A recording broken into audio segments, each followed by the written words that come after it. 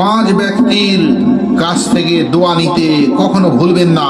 যেখানে পাবেন সেখানেই দোয়া নেবেন, কারণ তাদের দোয়া সঙ্গে সঙ্গে আল্লাহ সুবহানাহু ওয়া তাআলা কবুল করেন, ফিরিয়ে দেন না। তিরমিজি শরীফে 3 জনের নাম এবং ইবনে মাজাহ হাদিসে 2 জনের নাম এসেছে। মন দিয়ে শুনবেন।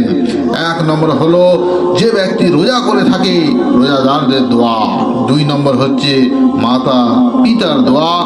3 নম্বর হলো কোনো মাজলুম ইনসান কষ্ট ব্যক্তির দোয়া।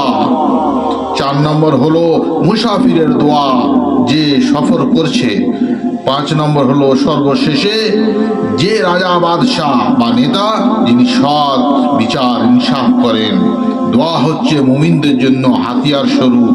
দোয়া মুসলমানদের আল্লাহর কাছে চাওয়ার একটা পন্থা, মাধ্যম। ভিডিওটি সকলকে শেয়ার করে দিয়ে যাবে।